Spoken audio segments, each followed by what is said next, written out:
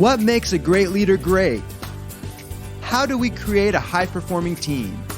And when we say leader, we mean everyone, because everyone is leading their own life. Will yours be a life by design or a life by default? Those are the big questions, and this podcast will answer them. Welcome to the Becoming Your Best podcast, where we help you apply the 12 principles of highly successful leaders, because great leaders will produce great results.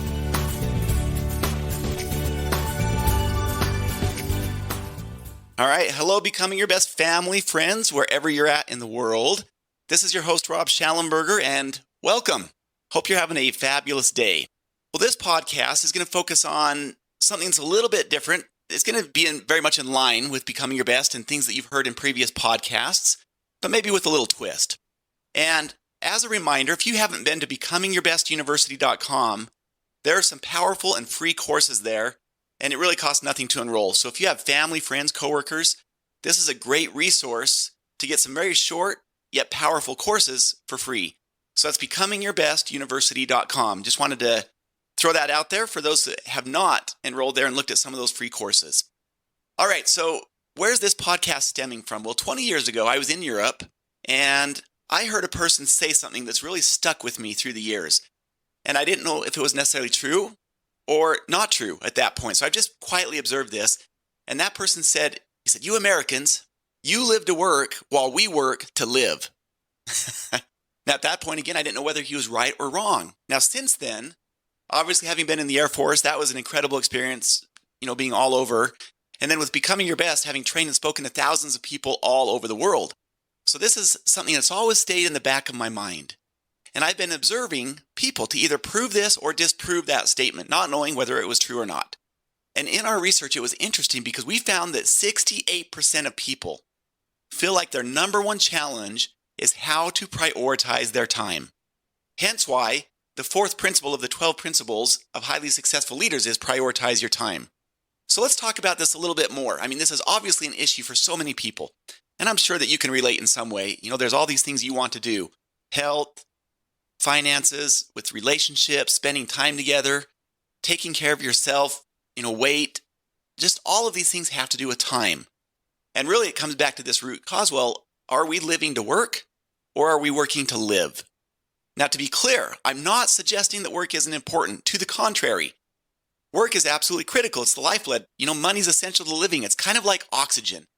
We need oxygen to survive. Well, in this current society we live in, we need money to survive. And I love the way my friend Derek O'Malley said this. He's the wing commander, which means he supervises the entire base. He's the wing commander at a place called Shaw Air Force Base in South Carolina. And I watched a recent video he did on Father's Day, and he said something that was really profound. He said that the mission will survive without you. However, when you're there at work, you give 100% to the mission. In other words, you be there, you be focused.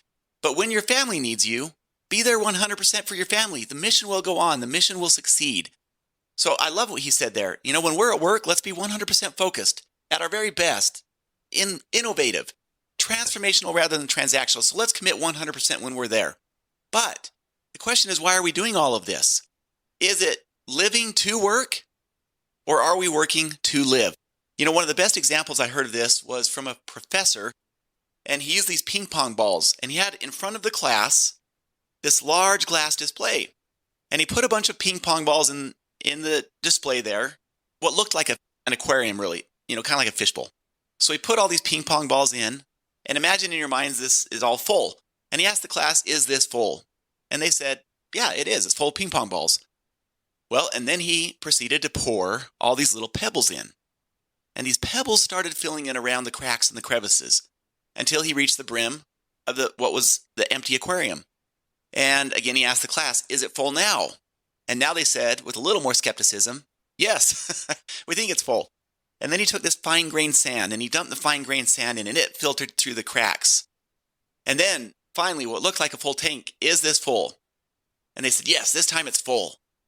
Well, then he took a pitcher of water and dumped the entire pitcher of water until it was just hovering right at the top of the aquarium. And this time, he asked, is it full? They were quite confident, but at the same time not confident. They said, we think it's full. And this time he said, this time it's full.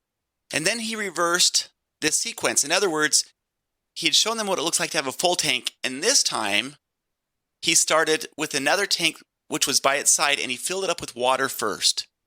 And he asked, is it full?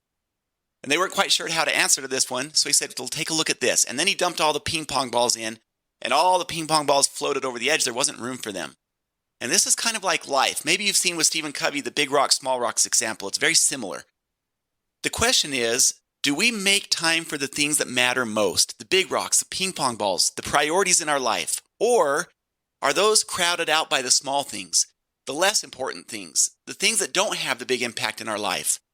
Let me just share a couple of stories that illustrate this point of living to work versus working to live.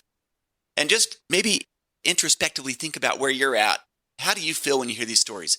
What do you feel like you could do with your time? And, sometimes I acknowledge I'm right in there with anyone else. We're all human in this. It's easy to get lopsided if we don't take care of ourselves and those we love. And there's a story that illustrates this well. I've shared this before on another podcast, so it might sound familiar.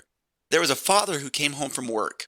He walked in the door, and it was probably like 8:30 p.m., somewhere in there, fairly late in the evening. It had been a long day at work, 12 plus hours. He walks in the door, he opened up his laptop, he was going to fire off a couple more emails to finish off the day. And then his young boy walked out of the bedroom. He came up to his side, got his dad's attention, and asked, Dad, how much money do you make in an hour? And the dad looked at him, and he was a little irritated by the question. He said, well, if you have to know, I make $25 an hour. And then the son's response is, Dad, could I borrow $25? And then now the dad was really irritated. It had been a long day. He already had a short fuse anyway. And he said to his son, go to your room. If you want to earn the $25, you can earn it, but I'm not going to loan you the $25.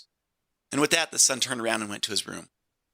Well, after a few minutes, the dad's heart softened a little bit, and he realized he'd probably been a little too hard on his son.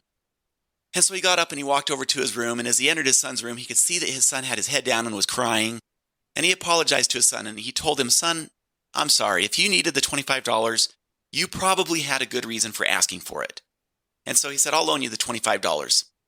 And you could see the son's eyes lit up. He sat up, and he looked at his dad, and then he said to his dad, so Dad, now that I have $25, can I buy 1 hour of your time? And this was, I don't want to call it a breaking moment for the dad, but it was a pivotal moment in his life.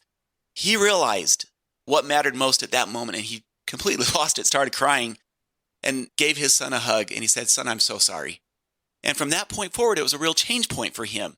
He realized that he had been living to work, and he wasn't working to live. He was misprioritizing the things that matter most in his life. There's a second story. There's a company we trained. We've been working with them for several years. And this just illustrates the point that, you never know when it's going to be that impact point, that day that changes the course for someone, where you can be the catalyst.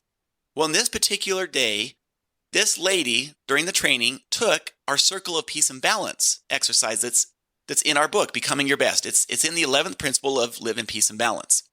So she took this very simple and quick exercise assessment that helps us take basically a snapshot of our life as it is right now. Where is our balance? And she realized that physically she was completely out of balance. She rated herself a 2 or so on a scale of 1 to 10.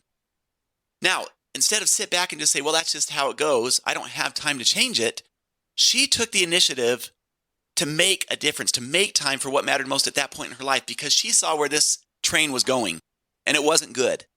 And so what did she start to do? She said, all right, I've got to find a way to make time. Well, in this particular case, she had a very structured work schedule. And she decided to take her lunchtime, which was a 1-hour block from 12 to 1, and really focus on her own development during that lunch to flip these numbers, from the assessment she had just taken. And so what she decided to do was go walk for 30 to 40 minutes during her lunchtime. She came up with some positive affirmations that changed her internal conversations. She would recite those while she walked. At the same time, instead of eating pizza and donuts and all these other things for lunch that she had previously eaten, she switched up her diet. So it was vegetables. It was things that was healthy for her. And she only took 5 to 10 minutes to eat. It was a smaller lunch in portion size. And then she got back and she had 15 minutes left. She'd use that 15 minutes to read a book. Read a book to learn a new skill, whether it's motivation or leadership or whatever it was. It was a book to where she was focused on learning a skill to be better at what she did, at living her life.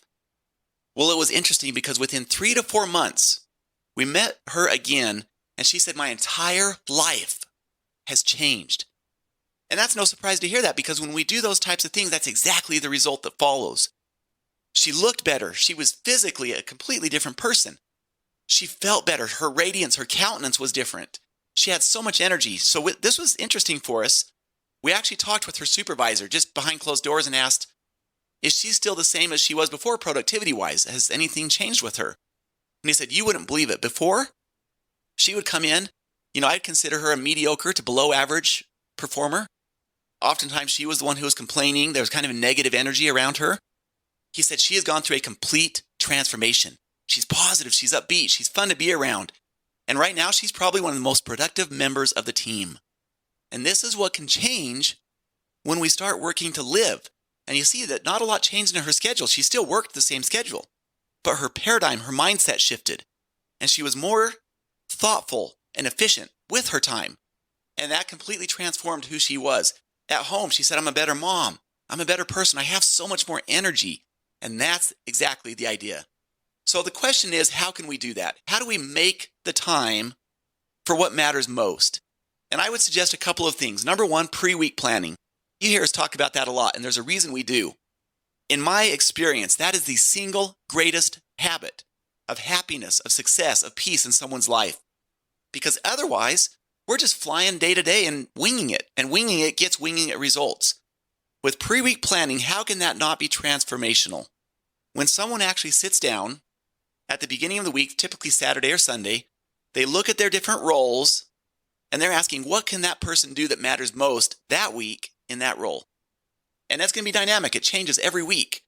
Now, if you want to take pre-week planning and put it on steroids, how about when you review your vision and your roles and goals, your annual goals, as part of your pre-week planning? So for example, if part of your goals was to average 2 dates a month without the children, if you're in week 3 and haven't been on a date, assuming you're in a relationship, this is it. It's time to make it happen this week. Well, when are you going to do that? See how it gets you very focused? You start working to live at that point, and it shifts the paradigm for us. So one of the things that pre-week planning will help us do is schedule our priorities, in other words, those ping pong balls, the big rocks, rather than prioritize our schedule, the small rocks, the things that matter least. Here's a couple other things that might help, and I'm just going to throw these out there for your consideration. We've done podcasts on these. It's in our training. Even some of the courses on Becoming Your Best University are about these. What does your morning routine look like? We did an entire Becoming Your Best podcast on a Becoming Your Best morning routine that's powerful. It's exciting, and it really gives you a vibrant energy. It takes about 30 minutes to an hour a day. You can take longer if you'd like, but that's about how much time it takes. How about before you go to bed? What does that routine look like? We want to put our subconscious mind to work for us. If we're going to work to live, then if the last thing we see is TV before we close our eyes at night, then our subconscious mind isn't really doing anything for us while we sleep. Versus if we're reading, if we're doing a little bit of a gratitude journal or, like high performance journaling, another podcast that was done on that, then we put our subconscious mind to work for us while we sleep. And it starts to go to work on how we can do better in our own lives, in our relationships, even at work. Again, we start to work to live. We get this invigorating energy that flows inside of us. So what you do before bed makes a big difference. Same with what we do before or just after getting up. So why this podcast? You think about your life. I'm sure you know someone who had something happen to them and it was dramatic and it was sudden and it was not anticipated. And it really threw the people for a loop who were around that person. You know what? Maybe it was a car accident. Maybe it was something that happened in their life. We get one shot at this life, and tomorrow's not guaranteed for any one of us. And that's why we don't want to say in the back of our mind, you know what? Yeah, that all sounds good. Maybe I'll start doing this in 6 months. Maybe I'll start doing this in a year. We don't want to live a life of regret because we don't know if we have that 6 months. We don't know if we have that year or that 10 or 20 years. This is the time. You've heard me say this on other podcasts. I'm such an advocate of let's not procrastinate these types of things that can have a big impact in our life. Because once today passes, we never get it back. And so let's focus on doing the things that matter most. Just like Derek O'Malley, the wing commander, said, when we're at work, let's be 100% focused. Let's be a great team member while we're at work. We'll call that the mission. Be focused on the mission. But after that, let's be 100% focused with our family, with ourselves. And how do we do that? Things like pre-week planning, what we do in the morning. Where do we do the things that matter most? Annual goals that allow you to step away and have some family time so that you can be 100% focused on you. The whole point is if we don't make an effort, in most cases, if we don't plan the time when it will happen, it tends not to happen, and we just start living a life by default. And so hopefully this podcast has been reflective for you. You know, as you look at your own life right now and you evaluate that, do you live to work or do you work to live? And I think we all know people who live to work. And again, I'm not saying not to be focused on that. That is important. But if a person is spending 70, 80, 90, 100 hours at work, what's happening to the other parts of their lives? And that's only a question that someone can answer individually. No one can answer that for someone else. I'm just putting it out there to ask us to look introspectively and ask us, what are we doing to live? And how are we focusing on what matters most in our lives? So that's part of the spirit of becoming your best. Hopefully it's been something that caused us a little bit of reflection out there. And I would invite you just to consider one thing that you can do to better work to live. What's going to happen after work, even during work on a lunch break if you have a structured schedule? How about before you ever show up there? What can you do that matters most and brings that energy and vibrancy back into your life? So again, this is Rob Shallenberger, wishing you a great and fabulous day wherever you're at in the world. Thank you for listening. Would you like help to apply the 12 principles of highly successful leaders in your life, in your family, or in your organization? Call us today at 888-690-8764 to speak with a helpful representative to evaluate your situation and how we can help. Or you can visit becomingyourbest.com. Whether it's a corporate training event, keynote, workshop, trainer certification, or personal coaching, it would be our pleasure to serve your needs.